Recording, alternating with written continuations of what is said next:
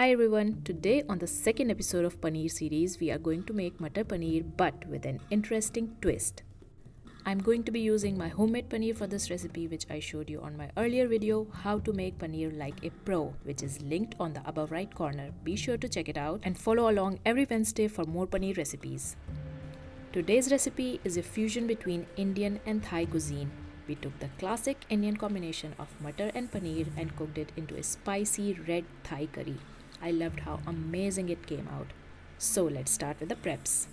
The prep only takes about 5 to 7 minutes. It's a simple and quick recipe which you can easily make on a weekday. Starting by thinly slicing 3 spring onions. I like adding spring onion to my recipes as it's rich in phytonutrients and also add great flavor to my dishes.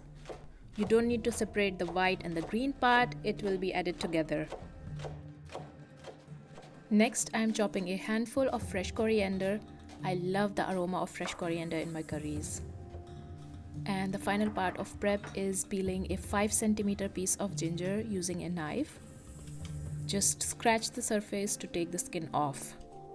Now I am cutting it into thin slices and then chopping it even further to make fine juliennes. I don't want anyone to bite into a big piece of ginger, so I've chopped mine fine and thin.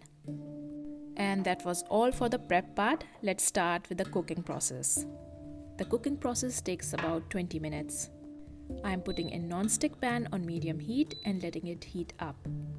Once it's hot, I'm going to add my Thai curry paste. There are many brands of Thai curry paste available in the market, at the grocery stores or at any Asian store. Mine is from the brand Real Thai. I bought it from Amazon as this one contains no preservatives or sugar. As you can see, mine is quite thick. I like my curry spicy and therefore I am going to add 2 tablespoons. That works well for me.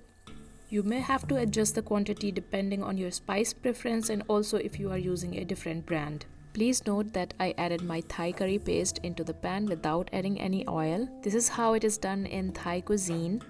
Don't worry, the fat will be delivered by the full fat coconut milk that we are going to add next. This one is organic, which I bought from Edeka. Make sure to shake it well before opening the can. I will be using this 400 ml can but not all at once, starting with 2 tablespoons of coconut milk at a time and incorporating it into the Thai curry paste.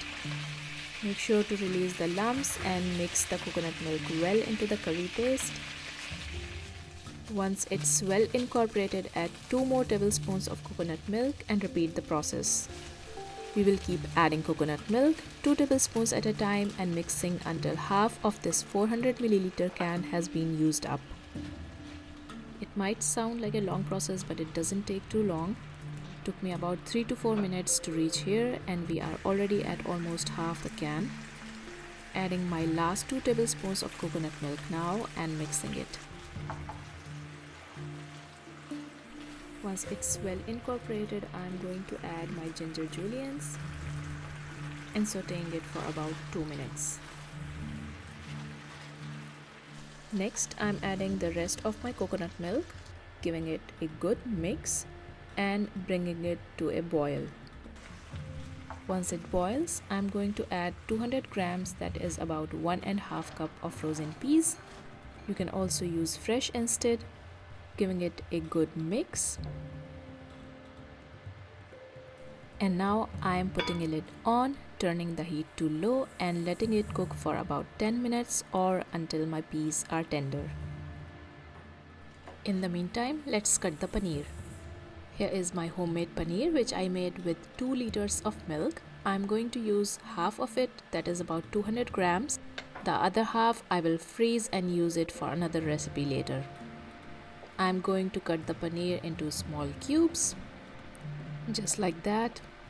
You could also use store-bought paneer instead.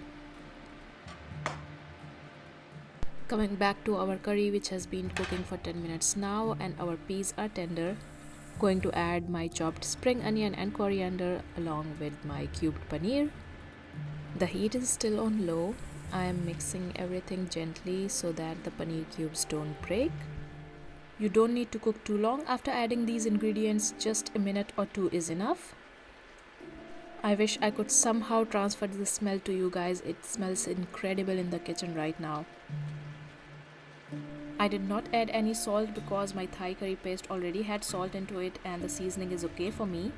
But now is a good time to do a seasoning check and add salt if you need to. Once everything is well incorporated, you can turn off the heat. Our Matar Paneer Thai curry is ready to be served. I've paired it with quinoa today, which makes it a wholesome and healthy meal.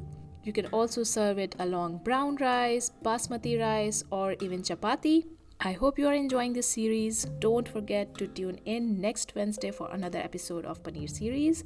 Do leave a comment if you try this recipe. I will see you next time. Until then, bye bye and take care.